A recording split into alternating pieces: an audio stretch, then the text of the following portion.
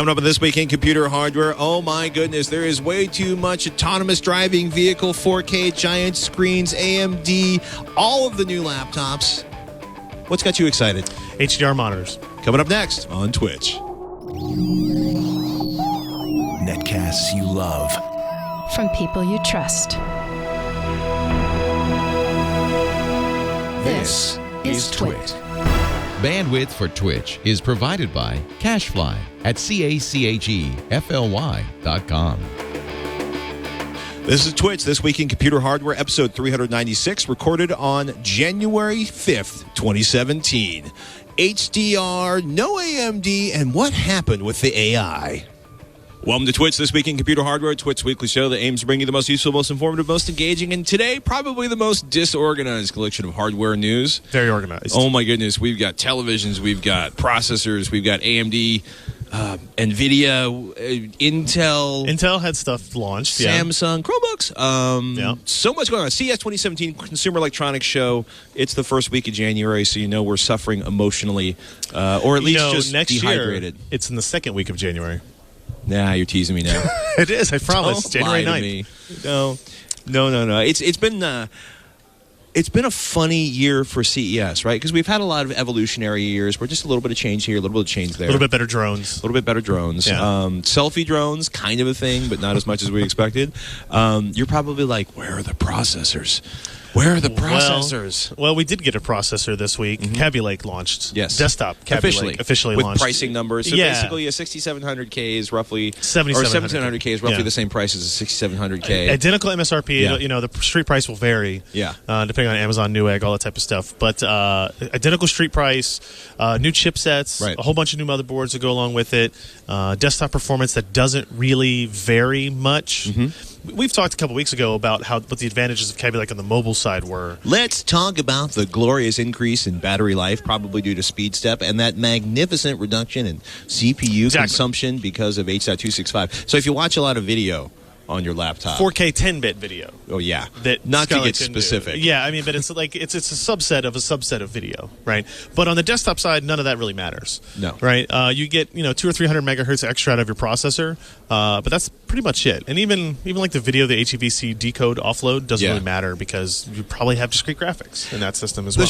Basically it comes down to, for the Intel Kaby Lake processors on the desktop, you have maybe a single-digit increase in performance. It's low single digit increase in performance over the Silver Lake. The Skylake. I've been doing There's that a lot for of 2 code years names. now. It's okay. Silver Lake neighborhood in LA. Skylake processor code name from Intel. The primary difference is that it's like single digit faster. They've done a bunch of stuff around the edges. For example, speed step, taking the speed shift, taking the P state from the operating system into the hardware, which increases that, which I think is where a lot of the battery life increase came from on mobile. Correct. Which means, of course, you're going to have reduced power consumption on the desktop, but you probably don't care about that unless you're running a server farm. Especially not single-digit watts difference, right? Because that matters for your battery life on laptops like this, but on your desktops and any kind of all-in-one that's connected to power full-time, it's not a big deal. And there was a lot of negative press written about the processor launch this time around. I think most of it is unfounded. It's just not any better. It's not a bad part. No. If you're building a new system today, that's the part I would recommend. Would you build it on a Z170 or would you buy one of the new 270 chipsets? No, you buy it if you're going to build a new system. You build it on 270. You build it on Kaby Lake because those are your more future-proof options. Right. The 270 and Kaby Lake gets you Intel Optane memory support. Sorry, that's it. Future-proof. This is CES. This is all about churning the merch. The turnover rate. Well, but I think Optane's one of the exciting things. But I think it's probably more exciting in a lot of ways for the low-end and mid-price PCs where they want to, they're basically going to give you... You mean? Yeah. Yeah, there's going to be an M.2 connector on the motherboard. You're going to put an Optane, memory module in there. That's going to basically cache a whole bunch of your hard drive so they can have a super cheap, $52 2-terabyte hard drive, an Optane module, and then give you SSD-like performance. Hard drive is the key there. Yeah. Right? They're not going to cache in NVMe SSDs. There's no point to do that. And they will cache SATA SSDs, but I think the gains will be minimal. But we don't really know a whole lot on the Optane stuff yet. AMD Today announced 16 cutting-edge high-performance AM4 motherboards from 5 manufacturers. In addition, AMD exhibited Ryzen processor-based extreme performance PC designs from 17 top system integrators. This was an ecosystem release. Yeah. This is because they've already announced the branding for Zen as Ryzen, but they didn't release any processors today or this week. Right. It's all about, hey, everybody else is ready except the processor. Yeah, The coolers are ready. The motherboards are ready. The system vendors are ready. They're working with 15 companies for third-party thermal solutions, which is liquid cooling or heat sinks. It's just coolers. I thought we were going to get pricing information. No, on the CPU side, no. I had hoped, that's going to be anticipated. Yeah, so. Look at me. No company. I was an optimist for a day. Yeah. No company releases their pricing information until they're ready to release. Right. Because then that gives your competition time to adjust before your product actually comes out. Which it's you may have noticed Intel has not adjusted their pricing and will not adjust their pricing until the AMD part prices come out. And then we find out if AMD can deliver enough volume, if that scares Intel enough for Intel to reduce their 30% margins just to beat AMD. I don't know. I don't think they'll do it beforehand or immediately. It's going to take some design wins and some really good press over an extended period for Intel to do that. I will say on the AMD side, the AM4 motherboards are interesting to look at, if nothing else, because it's been so long since we've seen new AMD motherboards with new technology on them. M.2 slots, U.2 slots, things like DDR4 memory, USB 3.1, all those types of things have kind of been missing from the AMD platform. Sure. And with Zen, regardless of what processor form factor you get to, it's going to be better than it was before. Yeah. So it's going to bring them up to par with where we're at on the Intel side. It's been a while. We've been waiting. It has. It's been a very long time. And it all depends on when they ship and if they can produce in volume. Yes. So hopefully they nail that to the floor. Maybe they're just stockpiling chips. They're just making lots and lots of chips right now until they have an unbelievable supply for the channel so they don't sell out immediately. No. Probably not. I wish that were the case too, but again, your optimism shines through. Yeah, I have moments. I always knew you were the optimist of the two of us. How frightening is that if I'm the optimist? I was actually delighted to find out, amidst all of the car news this week, that the Gigafactory came online outside of Reno, Nevada. That's the Tesla Panasonic lithium-ion battery factory. So I am now, since I'm feeling optimistic, apparently this is the optimistic CES, I am now excited at the idea that we will start seeing, after Tesla finishes sucking up the entire consumption of that, right? Because we talked some portion of time. We talked about how small the factory is now compared to the eventual footprint of this giant battery manufacturing facility. Yep. But that also means we can anticipate things like less expensive lithium-ion batteries, for solar devices, for obviously automobiles. Ford's basically said, yeah, we're going to spend $4.7 billion because electric vehicles are actually really important. That's B with a B. Billion with a B. Billion. Gotcha. As in a lot of, by everyone other than government standards. Yeah. Faraday was here, which a friend of mine who was at the Faraday event essentially said it was a tremendous pile of smoke and mirrors. Yeah, that was last year too. Yeah, well, what makes it even worse, right, is because most of Faraday's executives left, and I bring this up because there's been a lot of automotive, especially on that new day one extra, press day at CES, and in one case, right, you had Faraday, who's, I basically feel like, they called up the CEA and they're like, yeah, the company's going down in flames. We lost most of our executives. You have no money. Can we have a refund back? And they went no. So they came here to try to see if they could get somebody's attention to cut them a check. Right. Because, there's got to be some billionaire out there who wants to revive a boutique, electric vehicle company. It's not me. It's not you. It's not me. It's not anybody we know. But what makes that really curious, right, is, they're doing this we're having, our car is this much faster than everybody else's, and it's this much wider than everybody else's, and it's this much turnier than everybody else's. I'm being ridiculous for a reason, because they're building this car at about the exact worst time, because we talked about Ford's coming online. The opening keynote, Ford's coming online with electric vehicles, right? They've decided to get really serious about it finally. You've got Fiat Chrysler. GM with the Bolt is finally coming out to retail. Exactly. Right. Fiat Chrysler basically, CES opened with a prototype vehicle a show car for millennials, which turned out to be a minivan with super awesome barn doors on the side of it. Electric minivan. Minivans are very with a whole bunch practical, of AI. Patrick. They are very practical. Very practical.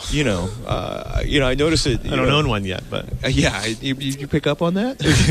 I got more kids than you do, and I don't either. But I mean, they are fun to drive on road trips, and I love the whole I have a Huey helicopter sliding open door action. But I will say, having stuffed car seats in a lot of cars, right? They got the idea right where the front door goes forward and the back door goes backwards, and they took advantage of the fact that they didn't have to put an engine in there to push the living space out. They're using a combination of biometric facial recognition to be oh, Ryan's in the driver's seat. I move everything here and I set the AC to this level and all that stuff. A key fob could do that. A key fob could do that, probably for less money. But again, it's a, we're trying to gather attention to ourselves.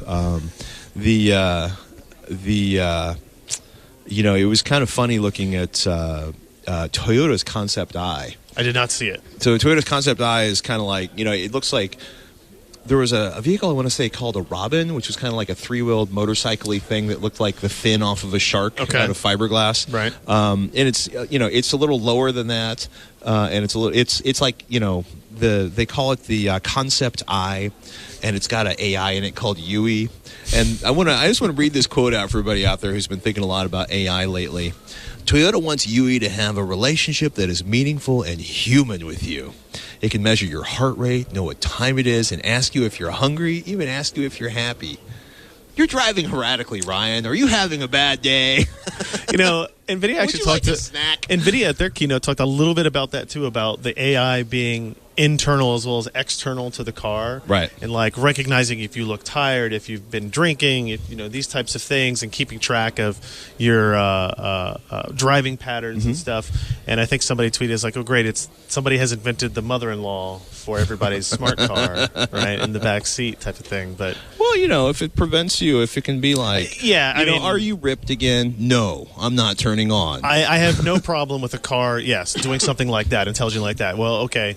You're drunk, and we're not going to let it drive. According to your credit card receipt, you had get 7 shots of tequila. I can't let you drive now, Ryan. That's true. Well, all the data gathering. But eventually, self-driving cars, we don't have to worry about it, right? Yeah. Just take me home. 5G. 5G is a thing, right? X50 came out from Qualcomm back in October. Yep. Intel announced their part. Intel, I think, very, very hopeful after they had, right now, I don't know if Apple's playing Intel against Qualcomm or if Apple just needed more parts, right? But there's, there's both Intel and Qualcomm modems inside of the iPhone 7. So there obviously hopes that Intel's going to be able to get into the iPhone 8. The mythical, glorious iPhone 8. But that's a good one. Yeah, so they're talking about they're taping out parts that are the manufacturers are going to be loading into phones later in 2017. The 5G modems. Yeah, basically both companies, Intel and Qualcomm. The 3GPP 5G standard, which is the global sort of wireless networking standard, is not quite finished, but it's mostly finished. But what you're looking at is 10 to 20 times the speed of 4G LTE modems. And you might be thinking Facebook isn't that slow. I'm just streaming, 720p videos. But the real kind of application for that is mobile, car, industrial applications. Device-to-device communication is a big part of it. Well, yeah, but what's interesting, right? So when you look at 5G, it's like MIMO beamforming antennas. They're doing beam tracking, and they're running on high frequencies, like crazy high frequencies, like 28 gigahertz. Yep. But if it all works the way it's supposed to, we're talking about non-line of sight wireless communications, which means we're looking at the potential of having home broadband delivered wirelessly with a minimum amount of infrastructure. In my dream, since I'm an optimist. The problem is that super high frequency, it starts to limit your distances and your ability to do things like go around corners. We don't have to worry about this wall we have next to us here. Oh, a radio signal, Wi-Fi has no problem getting around it, right? At 2.4 gigahertz, at 28 gigahertz, 60 gigahertz, it's not going to be able to go through that. Yeah. And so you get into a very different infrastructural kind of debate about what has to happen in a combination of 4G, LTE, and 5G, and kind of doing all this together so that they're, collaborative technologies. Right. Which is, I think Qualcomm's even stated, the first phones that have 5G are going to be, there's going to be a 4G modem in it, there's going to be a 5G in it, and they're actually going to work concurrently and trade back and forth inside logic of the phone itself. Manufacturers testing for the first time later this year, maybe 2018 possible for phones to start to show up. Well, that's aggressive. Yep. 2020 before mobile carriers really have at least their networks built out. I was curious. It was curious to see that it's 28 gigahertz in the U.S. and then 3.3 gigahertz is used in Europe and China. I can dream about this being used for home broadband. Yeah, I think what you would actually have is you might have it.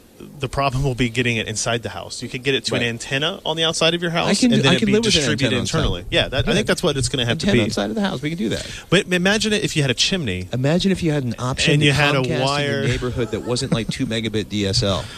Yeah. Yeah. You have that problem? I would like that problem. Oh, I would like to have alternatives to Comcast to see if they might adjust their prices a little bit. That's fair. I mean, it's a dream. So what else? Did you Lenovo has a multimedia keyboard for $54 that I love. The little handheld guy? Yeah, I did which see has that. like the key. That's keyboard on the whole puck part of it. I guess it's not really a puck shape, but all of it is is the touchpad as well. That's the cool part. Yeah, you just rub your finger across the keys of the little it's controller. A home theater keyboard that doesn't suck. Endless OS was really interesting, which I think I'm probably the only one listening that's going to be really excited about. I'd like Wait, to turn what off was? that alarm. Endless OS, I saw it at one of the smaller booths. Okay. They're building a couple of boxes, the Mission 1 and the Mission Mini, but it's a customized version of Linux. It's available at endlessos.com. Okay. It really reminds me a lot of Elements OS. It's very clean. It's very simple. But what's crazy about it is they're working on a chat bot to teach you how to code on it.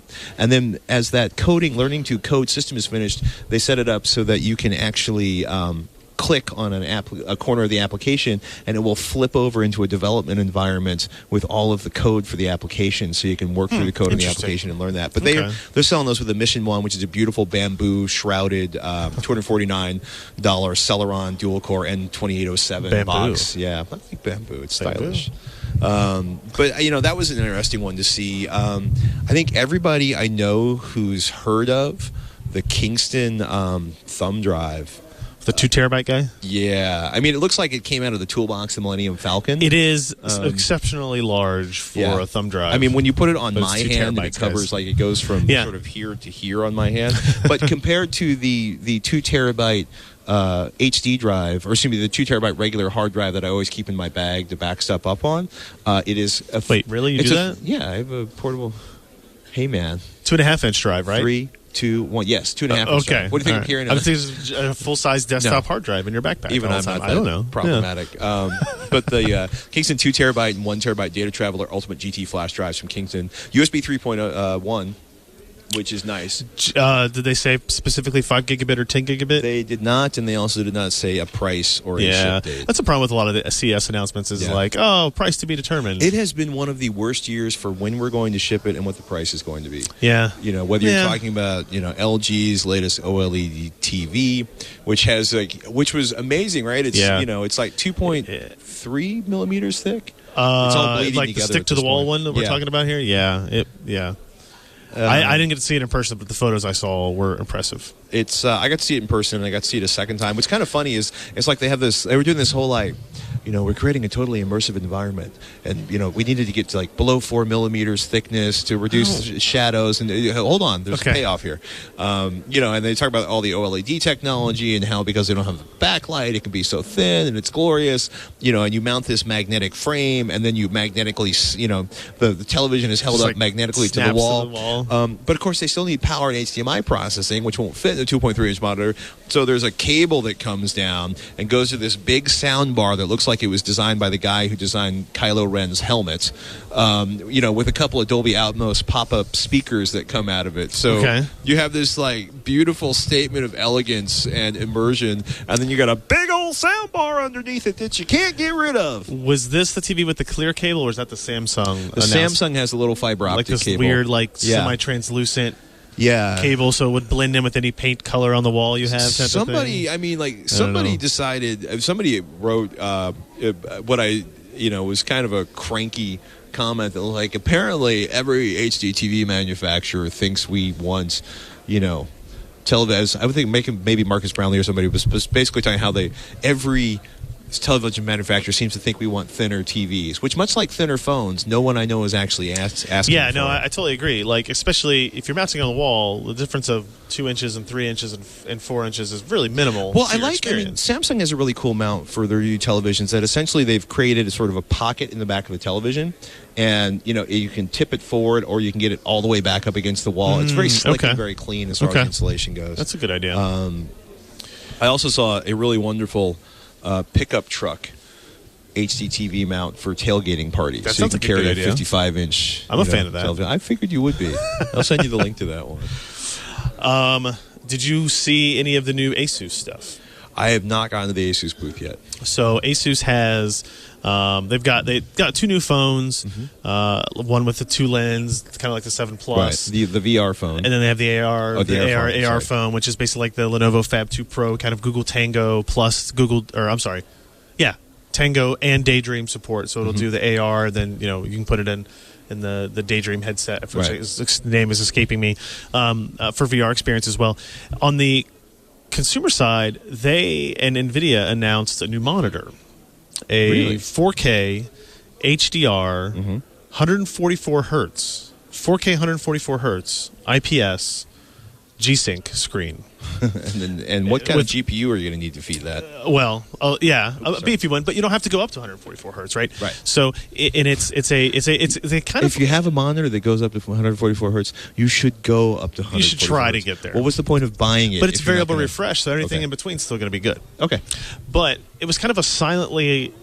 It's actually the launch of something called G-Sync HDR, which is brand new. Like, I had not heard of it before I got here, Right. and they're just not basically really all the talking about HDR it. monitors that didn't exist, and I was actually talking on Tech Thing last week. I'm like, okay, or the Tech Thing that launched like the first day of CES, where Dell had announced their new 27-inch HDR desktop monitor. I was like, this is going to be the first of many HDR desktop announcements. Asus they announced like the PG27UQ, which is like their gaming ROG thing, and I saw that today at the NVIDIA Suite, and it looked awesome. It was an amazing looking display, but of course no pricing, availability in Q2, and then Asus announced a professional series, a Pro Art one. I'm not going to try to remember the model number. It's a 32-inch 4K. 95% of P3 color space HDR panel, anywhere from $1,500 to $1,800 is what they're telling me. And again, a Q2 release, and like that's it. Like that's the next thing, for me. After seeing, NVIDIA had a 4K G-Sync SDR and a 4K G-Sync HDR side by side, running the same demos and playing it back in Unreal Engine 4, and it's jaw-droppingly different. Really? But the problem is, no camera, no matter how good it is, can display it on your normal display and show you the difference. It's the same thing with like 3D TVs and VR. You ever talk about headphones? Yes, that's a good point, right? Anything that is experienced, you can experience the difference, but you can't write it. You can't express what was it the most noticeable thing about the difference? Was it color? Was it a lack of smearing? Was it? It's color. It's all about the ratio, right? Like there was a scene in the demo where like a fireball comes up a tunnel, right? And the brightness, and they would pause it, and like the brightness of the fireball is almost kind of like a blindingly, painfully bright. Right. It's 1,000 nits screen. On this guy, but in the same thing, the darkness off of the corner is still there, and all the detail is still there. And I think both that and the Asus one both the Asus Gaming and the Asus Pro have 384 backlight zones. So the adjustable backlight zones for it. So they're doing a good job of kind of keeping that contrast ratio wide. It's been interesting to look because the new kind of QLED, the new Samsung LED flat panels are all edge lit. And they look, now obviously these are cherry-picked panels at one of the most important events of the year for Samsung. Right. But I mean, I was talking to 2 or 3 people. Amazing. Nobody could see any variation, no bright spots, no dimming. Alan saw it, and he was amazed by it as well. He was trying to take pictures of it with his camera, and like it was all getting more and more frustrated. Shows up banding. Well, it's also banding in the camera, right? Right, because the camera can't actually do it. And what's crazy about Samsung's looking at some of the next generation, instead of like color spaces, looking at color volumes with the idea that because they are using because of the technology they're using in the panel, they are being able to at maximum, 1500 nits at maximum brightness, because basically it goes from 0 really is black, bright. 1 is white, but they can get full saturated colors all the way up to maximum brightness when they turn everything, right before they turn everything white. And it's interesting to look at, right? Because, Samsung says they have the best, LG says they have the best. Sony dropped a OLED Bravia 4K TV that everyone says looks absolutely spectacular.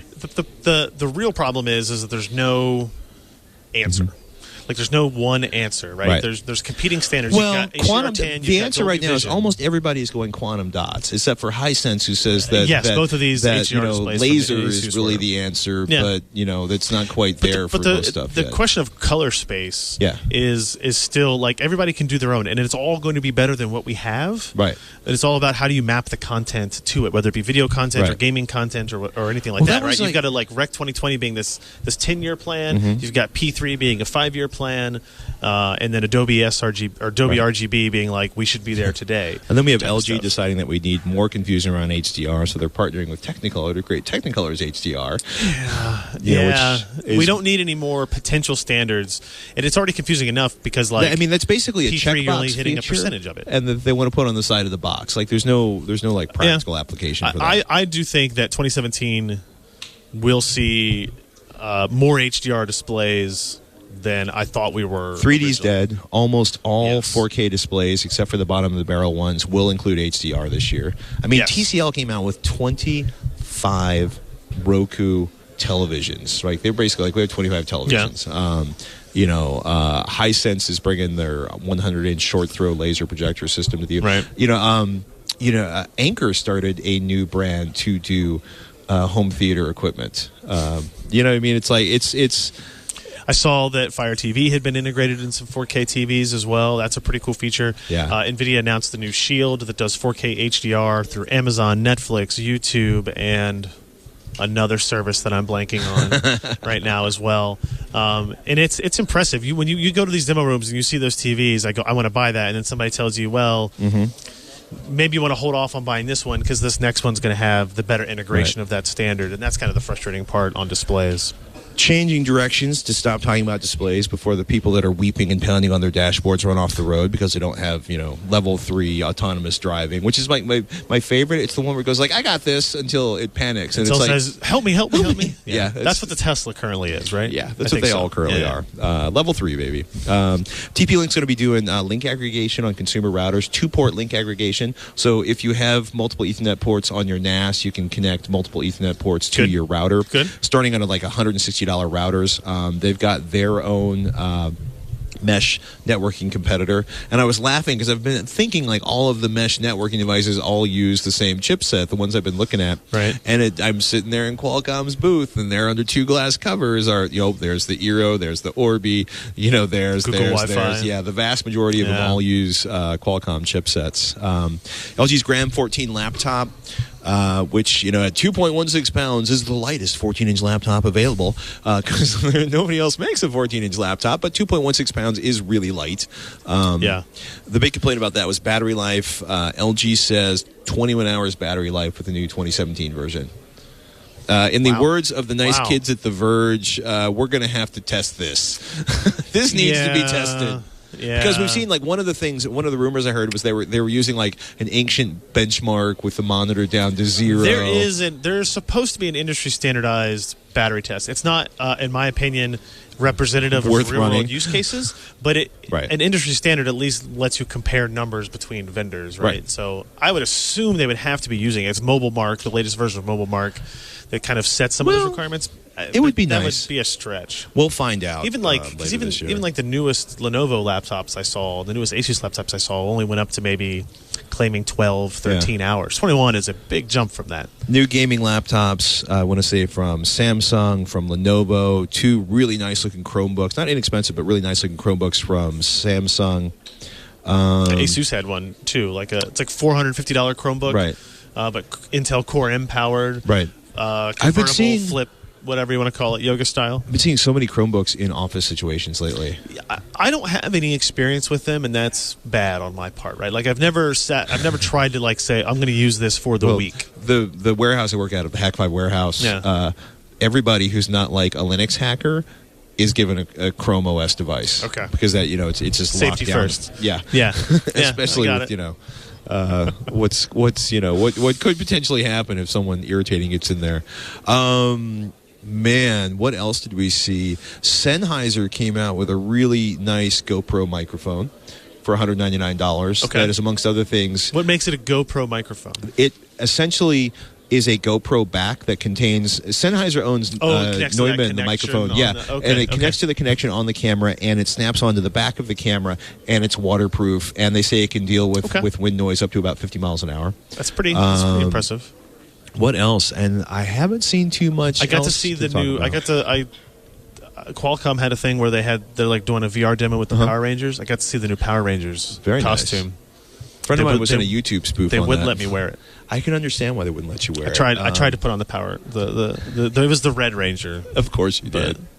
Norton Core, pre-order for $200, $280. Norton Core is Norton's. We're going to give you, our security built into a router to protect your home from the Internet of Things, from malware. Gotcha. Vulnerable Internet of Things kind of a devices. plug-and-play attempt at that. There's going to be a pretty hefty, you get 20 licenses for the initial sort of $200 or $280 purchasing fee, depending on whether you pre-order it or buy it later. Right. It's crazy because it's essentially like a silver soccer ball with some Ethernet ports in the bottom.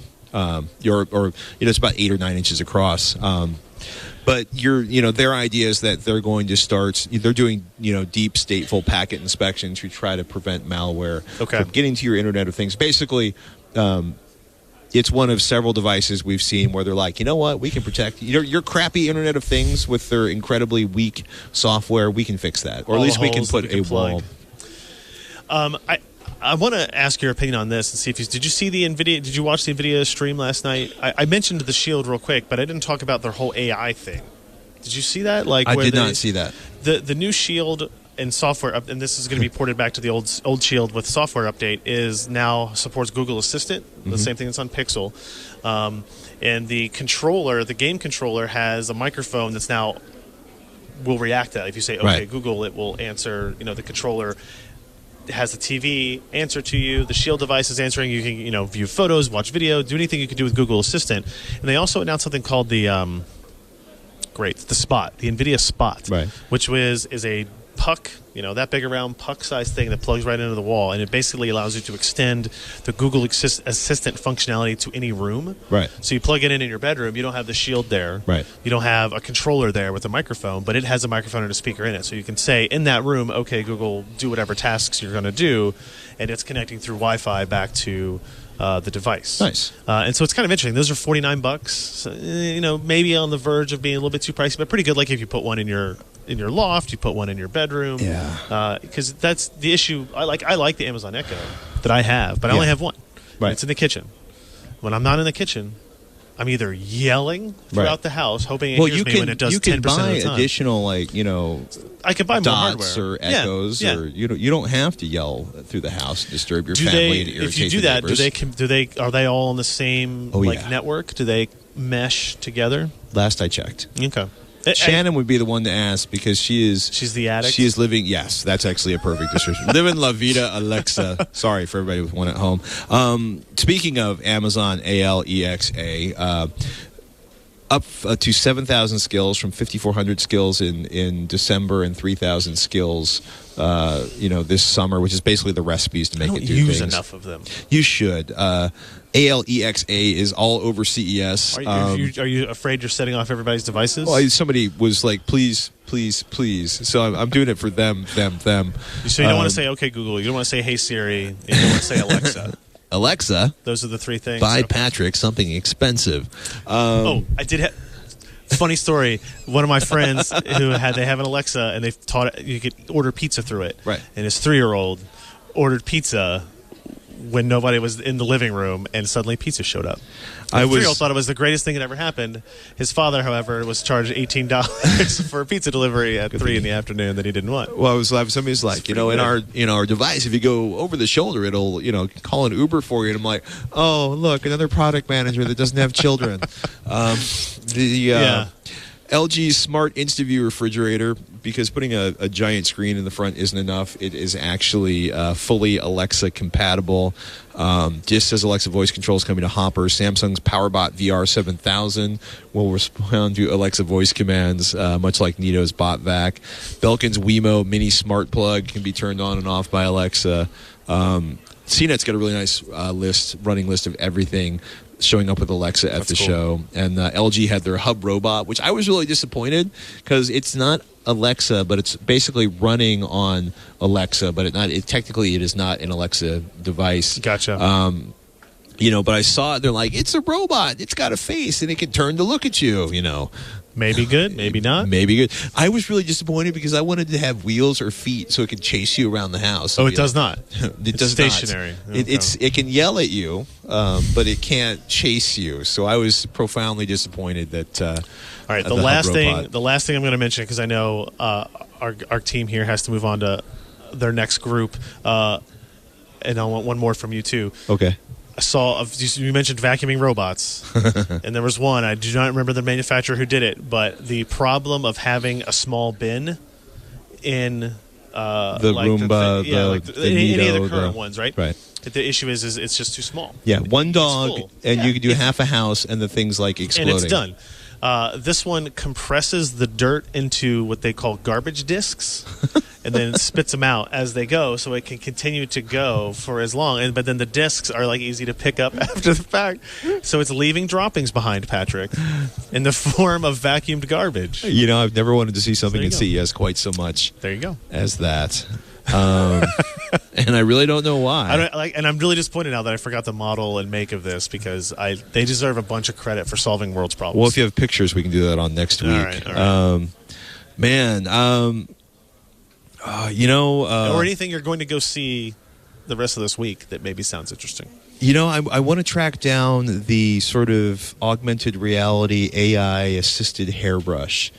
The L'Oreal branded one not that I can actually test it because I have no hair, but I love the idea that you could spend a tremendous amount of money to be told how much force you're using to draw the brush through your hair, how that is potentially creating split ends. This is our future. No, the one that really irritated me was the AI toothbrush. It can basically tell you you're doing a good or bad job at brushing your teeth, what sort of coverage you're actually achieving and stuff. It's weird. There's a lot of weird sort of AI, Internet of Things, gadgets lurking around the corners. AI is the new phrase. Anytime anything has any kind of like intelligence or logic, they're saying, "Oh, this is an AI thing," and it's not necessarily. There's a specific definition of what an AI should do and how it works with neural networks and stuff. But I don't like the idea of sticking an AI in my mouth in the form of a toothbrush. Ladies and gentlemen, you've been listening to This Week in Computer Hardware. You can find more at twit.tv/TWiCH. I'm at Patrick Norton. He's at Ryan Trout. You can find Ryan at PCPer.com.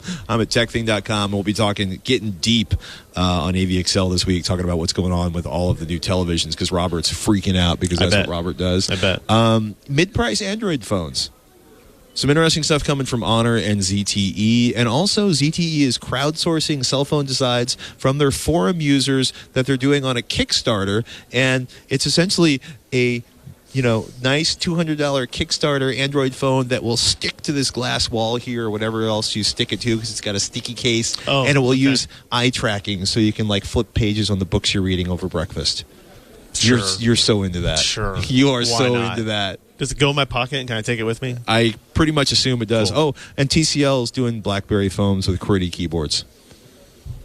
Now we're reverting. One of the hardest. Now we're done. One of the most critical cell phone reviewers I know actually said it fills a hole in the market, and it felt pretty good. I don't know. Not a fan. Not a fan. I might like it. I miss my QWERTY keyboard. You don't even want to put AI in your mouth. That's not an unreasonable statement. We're done. Thanks for listening, everybody. I'm Patrick Norton. I'm Ryan Trout. We'll see you next week on Twitch.